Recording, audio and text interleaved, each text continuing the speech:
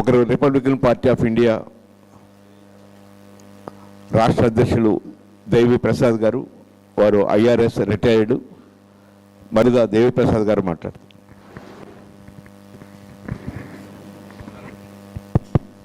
సభాధ్యక్షులు లక్ష్మణరావు గారు, అలాగే ఈనాటి ముఖ్య వక్తగా వచ్చినటువంటి మరి సీనియర్ ఐఏఎస్ ఆఫీసర్ మరి రమేష్ గారు, అలాగే ప్రధానమైన ప్రసంగం చేసినటువంటి మరి లిబరేషన్ కాంగ్రెస్ అధ్యక్షులు మరి విజయ్ కుమార్ గారు, అలాగే మాజీ ఎమ్మెల్యే వర్యులు మల్లాది విష్ణు గారు, అలాగే ఇతర వేదిక వినయ్ కుమార్ గారు డిబిఎఫ్ జాతీయ అధ్యక్షులు, అలాగే అనేక రకాల సంస్థల నుంచి పార్టీల నుంచి మరి ఆర్థిక మేధావులు అందరూ ఇక్కడ కూడుకున్నటువంటి మీ అందరికీ కూడా నా యొక్క జై భీమ్ తెలియజేస్తున్నాను. జై భీమ్, జై భీమ్, జై భీమ్.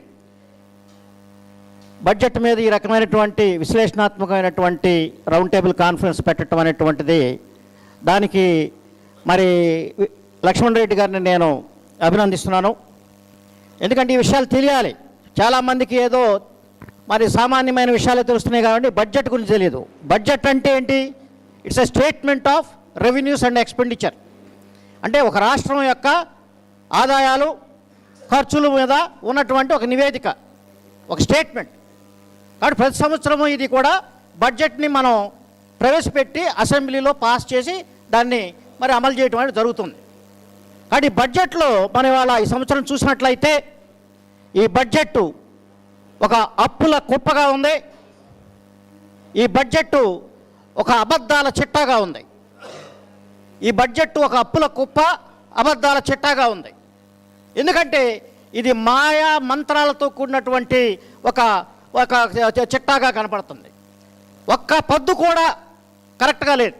ఇందాక రమేష్ గారు చెప్పారు, ఏ అంచనాలు అయితే వీళ్ళు చేస్తున్నారు ప్రతి సంవత్సరం కూడా ఆదాయం ఎంత వస్తుందని అంచనా, ఖర్చు ఎంత అవుతుందనే అంచనా, ఈ అంచనాలు తప్పుతాయి, ప్రతి సంవత్సరం తప్పుతాయి. ఎందుకంటే అంచనాలు వేసినట్టుగా ఉండదు, వాస్తవాలు డిఫరెంట్గా ఉంటాయి. కాబట్టి రెవెన్యూ ఎంత వస్తుంది, ఖర్చులు ఎంత అవుతాయి, కాబట్టి బడ్జెట్ డెఫిసిట్ ఎంత ఉంటుంది అని చెప్పడం వల్ల అది ఫైనల్ కాదు. ఎందుకంటే రియల్ ఫిగర్స్ ఇంకో రకంగా ఉంటాయి. ఎందుకంటే ఇప్పుడు ఈ సంవత్సరంలో ఫిస్కల్ డెఫిసిట్ 75,000 కోట్ల రూపాయలని చెప్తున్నారు. ఫిస్కల్ డెఫిసిట్ అంటే ఏంటి అర్థం? అదే difference between revenues and expenditure. అంటే రెవెన్యూ తక్కువగా ఉంటుంది, ఎక్స్పెండిచరు ఎక్కువగా ఉంటుంది. కాబట్టి ఎక్కువగా ఉన్నటువంటి ఎక్స్పెండిచర్ ఏదైతే ఉందో ఆ ఫిస్కల్ డెఫిసిట్ని ఎలా పూర్తి చేసుకోవాలి అంటే అది అప్పుల ద్వారా పూర్తి చేస్తారు. అది అప్పులు అంటే ప్రతి సంవత్సరం ఇది అప్పులే. ఎప్పుడైతే డెఫిసిట్ బడ్జెట్ మనం ప్రవేశపెడుతున్నామో ఆ డెఫిసిట్ని మనం పూర్తి చేసుకోవాలంటే అప్పుల ద్వారా చేస్తారు. అసలే ఆంధ్రప్రదేశ్ రాష్ట్రం అప్పుల కుప్పగా మిగిలిపోయింది. ఇందాక ఆల్రెడీ చెప్పారు పెద్దలు, ఈ రాష్ట్రం అప్పులు దాదాపుగా 13 లక్షల కోట్ల అప్పులు చిల్లరగా ఉన్నాయి. ఈ ప్రభుత్వం అధికారంలోకి వచ్చినప్పటి నుంచే 3 లక్షల పైగా అప్పులు 3 లక్షల కోట్లకు పైగా అప్పులు చేశారు. ఈ అప్పులు ఎవరి కోసం పెట్టారు? దీని వివరణ ఏమైనా ఇచ్చారా? దీనికి ఏమైనా పారదర్శకత ఉందా? దీనికి ఏమైనా వైట్ పేపర్ ఏమైనా ఉందా? శ్వేతపత్రం విడుదల చేశారా? దేనికి ఖర్చు పెట్టారనేటువంటిది ప్రభుత్వాన్ని ఈ రోజున మేము అడుగుతున్నాం. ఎందుకంటే ఇది ప్రజల సొమ్ము, మీ ఇష్టం వచ్చినట్టు ఖర్చు పెట్టడానికి వీల్లేదు. అసెంబ్లీలో ఏదైతే చట్టపరంగా ఆమోదించబడిందో అది మాత్రమే ఖర్చు పెట్టాలి. మీ ఇష్టం వచ్చినట్టుగా ఖర్చులు చేయడానికి వీల్లేదు. ఎందుకంటే అది ప్రజలు ఆమోదించలేదు, ఆ బడ్జెట్కి శాంక్టిటీ లేదు. అందుకని అప్పులు ఏ రకంగా ఉన్నాయి? 2 రకాలుగా ఉన్నాయి. ఒకటి రాష్ట్ర ప్రభుత్వం చేసే అప్పు, 2 కార్పొరేషన్లు చేసే అప్పు, 3 నాన్ బడ్జెట్ అప్పులని ఇంకోటి ఉన్నాయి, నాన్ బడ్జెటరీ లోన్స్ అని. ఈ రకంగా అప్పులు, నీ నాన్ బడ్జెటరీ లోన్స్ ఎవరు ఇచ్చారు? వీళ్ళకి శాంక్టిటీ ఎవరు ఇచ్చారు? ఈ నాన్ బడ్జెటరీ లోన్స్ వల్ల ఇప్పుడు విపరీతమైనటువంటి ప్రాబ్లం వస్తుంది. బడ్జెటరీ లోన్స్ కూడా ఎస్టిమేటెడ్ డెఫిసిట్కి లోబడి ఉండాలి, ఇష్టం వచ్చినట్టు లోన్స్ చేయడానికి లేదు. కాబట్టి కాగ్ అనేది ఒకటి ఉంది, సిఎండ్ఏజీ అంటారు, కంట్రోలర్ ఆడిటర్ జనరల్. ప్రతి సంవత్సరము ప్రతి రాష్ట్ర ప్రభుత్వం కేంద్ర ప్రభుత్వం యొక్క లెక్కలు సరిగా చూసేటటువంటి సంస్థ. ఆ సంస్థ కాగ్ ఆల్రెడీ అక్షింతలు వేసింది రాష్ట్ర ప్రభుత్వం మీద. ఇది అప్పుల కుప్పగా మారిపోతుంది రాష్ట్ర ప్రభుత్వం. ఈ రాష్ట్ర ప్రభుత్వం ఏ రకమైనటువంటి ఒక శక్తివంతమైన రాష్ట్రంగా తయారవటం లేదు. ఇది చాలా బలహీనపడుతుంది, ఆర్థికంగా ఇది కుంగిపోతుంది. కాబట్టి జాగ్రత్త పడాలి. మీరు FRBM నామ్స్ అని ఉంటాయి, physical regulation and budget management అని. FRBM నామ్స్ ప్రకారంగా మీరు నడవకపోతే ఈ రాష్ట్రం అప్పుల కుప్పగా మారిపోతుంది. కాబట్టి FRBM ఏం చెబుతుంది? ఫిజికల్ డెఫిసిట్ 3%కి మించి ఉండకూడదని చెబుతుంది. అలాగే రెవెన్యూ డెఫిసిట్ 0% ఉండాలని చెబుతుంది. కాబట్టి ఇక్కడ ఏం జరుగుతుంది? గత సంవత్సరం ఫిజికల్ డెఫిసిట్ ఈ రాష్ట్రానికి 4.57% ఉంది, 3% ఉండాలని చెప్తుంటే. అలాగే ఈ 1.11% ఉండాలని చెప్పి ఉందని చెప్పి రెవెన్యూ డెఫిసిట్ చెబుతుంది, కానీ అది 0% ఉండాలి. కాబట్టి ప్రతి సంవత్సరం 4% జిఎస్డిపిలో మరి ఇంత లోటు పెరిగిపోతున్నప్పుడు జిఎస్డిపి ఎంత ఉంది? మరి రాష్ట్ర ప్రభుత్వం యొక్క మొత్తం జిఎస్డిపి చూసుకున్నట్లయితే 27 లక్షలు ఉంది కోట్లు, కానీ అప్పే 13 లక్షల కోట్లు ఉంది. కాబట్టి జిఎస్డిపికి ఆల్మోస్ట్ దగ్గర అవుతుంది. కాబట్టి జిఎస్డిపి అనేటటువంటి దాన్ని మించిపోయి ఉంటుంది ఇది, ఈ అప్పులు అనేటువంటి. అంటే FRBM నామ్స్ని మనం పాటించకపోయినట్లయితే ఈ రాష్ట్రం మరి దివాళా తీసే విధంగా ఉంటుంది. ఇందాక విష్ణు గారు చెప్పారు, భూములు సంపద సృష్టిస్తాం, మరి బడ్జెట్లు మేము సంపద కోసం మేము పోరాటం చేస్తాం, విజన్ 2047 అంటున్నారు. విజన్ 2047 అనేటటువంటి దానికి ఒక డాక్యుమెంట్లో ఏమన్నా బడ్జెట్లో దానికి కేటాయింపులు ఉన్నాయా? అసలు అభివృద్ధి మీద ఏమన్నా బడ్జెట్ కేటాయింపులు ఉన్నాయా?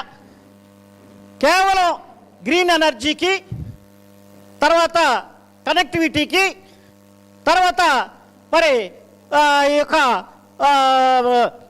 ఎడ్యుకేషన్కి, వీటికి మాత్రమే ఉన్నాయి. డెవలప్మెంట్కి ఏది? కాబట్టి డెవలప్మెంటు అంటే అభివృద్ధి, సంక్షేమం ఈ రెండు కూడా సమానమైనటువంటి ప్రాధాన్యతగా ఉండాలి ప్రతి రాష్ట్రానికి. కాబట్టి అభివృద్ధి ఒకటే లేదా సంక్షేమం ఒకటే అని తీసుకుంటే కుదరదు.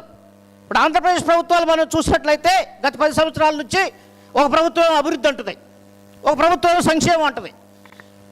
కానీ ఈ బ్యాలెన్సు క్రియేట్ చేయటంలో ఈ ప్రభుత్వాలు పూర్తిగా విఫలమైనవి. కానీ ఈ బ్యాలెన్స్ మనం క్రియేట్ చేయాలంటే అంబేద్కర్ గారు ఒకటే చెప్పారు, ఏ బడ్జెట్ అయినా సాంఘిక న్యాయం జరిగే విధంగా ఉండాలి, ఏ బడ్జెట్ అయినా సోషల్ జస్టిస్ అచీవ్ చేసే విధంగా ఉండాలి, ఏ బడ్జెట్ అయినా సమాజంలో ఇన్ఈక్వాలిటీస్ని తగ్గించే విధంగా ఉండాలి, పౌరులకు తగ్గించే విధంగా ఉండాలి. బడ్జెట్ అంటే ఆయన అభివృద్ధి అంటే ఏం చెప్పారంటే, అభివృద్ధి అంటే రంగుల గోడలు, అద్దాల మేడలు కాదు. అభివృద్ధి అంటే పౌరుల అభివృద్ధి, ప్రజల అభివృద్ధి. ఈ ప్రజల అభివృద్ధి లేకోకుండా మీరు దేశం అభివృద్ధి చెందింది ఎలా చెప్తారు? మీరు ఏదో బిల్డింగ్లు కట్టేసి, ఐకానిక్ టవర్స్ కట్టేసి, బ్రిడ్జ్లు కట్టేసి, లేదంటే మీరు ఏదో కాంట్రాక్టర్లకి బెయిల్ చేసేస్తే అది అభివృద్ధి కాదు. అభివృద్ధి అనేది ప్రజల అభివృద్ధి. ప్రజల విద్యలో అభివృద్ధి చెందాలి, ప్రజల ఆరోగ్యం అభివృద్ధి చెందాలి, ప్రజల యొక్క కనీస జీవన వసతులు మెరుగుపడాలి, కనీస సౌకర్యాలు అభివృద్ధి చెందాలి. కాబట్టి ఇలాంటి పౌరుల అభివృద్ధి కావాలని చెప్పి అంబేద్కర్ గారు కోరుకున్నారు. అదే ఇందాక మన వాళ్ళు చెప్పినప్పుడు రమేష్ గారు చెప్పింది కూడా, ప్రతి ఇతర దేశాల్లో మనం చూసినట్లయితే ఎడ్యుకేషన్ ఫ్రీ, ఎవరు కట్టాల్సిన పని లేదు, ఎడ్యుకేషన్ ఫ్రీ, పిల్లలందరికీ ఎడ్యుకేషన్ ఫ్రీ. మన దేశంలో కూడా ఉంది, రాజ్యాంగంలో చెబుతుంది 14 సంవత్సరాల వరకు ప్రతి పిల్లవాడికి ఉచిత విద్య అనేటువంటిది చెబుతుంది. అలాగే ట్రాన్స్పోర్టేషన్ ఫ్రీ, అలాగే కరెంటు ఫ్రీ. ఇదంతా ప్రజలకి సౌకర్యాలు క్రియేట్ చేస్తాం. ఎందుకు చేస్తున్నాం? మనం పన్నులు కడుతున్నాం. ఎందుకు చేస్తున్నాం? ప్రతి పేదవాడు పన్ను కడుతున్నాడు ఇవాళ జిఎస్టీ ద్వారా. ఏదో ధనికులే కడుతున్నారు అనుకుంటే కరెక్ట్ కాదు. ఇందాక చెప్పారు, ఇట్లా కొద్దిగా ట్యాక్స్ కట్టి మరి ఇందాక అదానీ కంపెనీకి 20,000 కోట్ల రూపాయల ఇన్సెంటివ్స్ ఇచ్చారు. ఇలాగ అనేక కార్పొరేట్ సెక్టర్స్కి ఇన్సెంటివ్స్ ఇస్తున్నారు. కానీ పేదలకు మాత్రం ఉచిత విద్య ఇవ్వటానికి, ఉచిత కరెంట్ ఇవ్వడానికి మాత్రం వీళ్ళకి నిధులు లేవంటారు.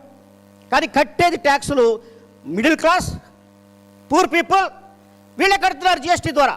ఇప్పుడు ప్రభుత్వం ఎలా ఉందంటే, కేంద్ర రాష్ట్ర ప్రభుత్వాలు ధనికులకి ట్యాక్స్ లేకుండా చేసి పేదల వాళ్ళ నుంచి ఎక్కువ ట్యాక్స్ వసూలు చేయాలి, మధ్య తరగతి వాళ్ళ నుంచి ఎక్కువ ట్యాక్స్ వసూలు చేయాలి. కాబట్టి ఆ ట్యాక్సుల ద్వారా వాళ్ళు మన దగ్గర ట్యాక్స్ వసూలు చేసి మనకు 41% ఇస్తారటండి.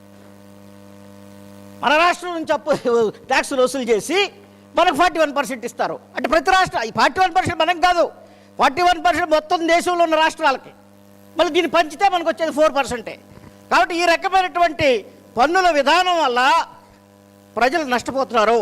కట్టిన పన్నులకు సరైన సౌకర్యాలు రావటం లేదు. రోడ్లు లేవు, డ్రైనేజీలు లేవు, కరెంటు లేదు, మంచినీటి సౌకర్యం లేదు. ఇవన్నీ కూడా ఆల్రెడీ చెప్పారు పెద్దలందరూ కూడా. అయితే నేను ఇంకొక విషయం చెప్తాను. ఒక నిమిషం. ఇప్పుడు తెలుగుదేశం ప్రభుత్వం అధికారంలోకి వచ్చినప్పుడు అనేక ఎన్నికల హామీలు ఇచ్చింది. నిరుద్యోగ భృతి ఇస్తా ఉంది. నిరుద్యోగ భృతి ఎంతమందికి ఇచ్చారు చెప్పాలండి? ఈ బడ్జెట్లో నిరుద్యోగ భృతి గురించి ఏమైనా కేటాయింపు ఉందా? కాబట్టి నిరుద్యోగ భృతి లేదు. తర్వాత ఆడబిడ్డ నిధి అన్నారు. ఈ ఆడబిడ్డ నిధి ఇంతవరకు రూపాయి ఎవరికి ఇచ్చింది లేదు. తర్వాత గ్యాస్ సిలిండర్లు అన్నారు. ఏదో 2 సిలిండర్లు ఇచ్చి చేతులు దులుపుకున్నారు. తర్వాత మరి తల్లికి వందనం అంటున్నారు. ఆ డబ్బులు ఒక సంవత్సరం ఎగ్గొట్టారు. అన్నదాత సుఖీభావ అన్నారు.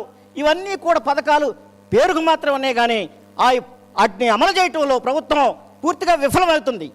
అది కాకుండా SC ST corporations, BC corporations ఏవైతే ఉన్నాయో వాటికి ₹1 నిధులు కేటాయించినట్టు బడ్జెట్లో మనం చూసామా? మరి వాళ్ళకి ₹1 SC corporation, ST corporation, BC corporation నిధులు ఇవ్వకుండా స్వయం ఉపాధి పథకాలు ఏ రకంగా వీళ్ళు అమలు చేసుకుంటారు? ఈ జాతులు అత్యధిక జనాభా కలిగినటువంటి రాష్ట్రం ఇది, ఎస్సీ ఎస్టీలు బీసీలు. కానీ ఈ రాష్ట్రంలో ఆ ప్రజలకు మీరు ఏం చేస్తారు? ₹1 కూడా కేటాయింపకుండా.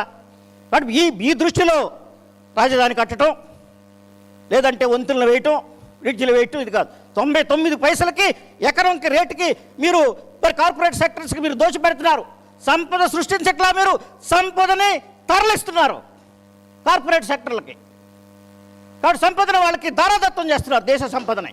కాబట్టి ఇది ప్రజల ఆస్తి, మీ ఇష్టం వచ్చినట్లుగా చేయడానికి వీల్లేదని చెప్పి సందర్భం తెలియజేస్తూ, రాష్ట్ర బడ్జెట్ ప్రజల బడ్జెట్, ప్రజల అవసరాలు తీర్చే బడ్జెట్, ప్రజల యొక్క అభివృద్ధికి పాటుపడే బడ్జెట్, ప్రజల సంక్షేమానికి పాటుపడే బడ్జెట్గా అంబేద్కర్ గారు చెప్పిన సామాజిక న్యాయం, మరి అలాగే అసమానతల నిర్మూలన అనేటటువంటి 2 మరి సూత్రాల మీద ఆధారపడి మాత్రమే బడ్జెట్ ఉండాలని మేము కోరుకుంటూ అవకాశం ఇచ్చినటువంటి లక్ష్మణరెడ్డి గారికి ధన్యవాదాలు తెలియజేస్తున్నాను. Thank you.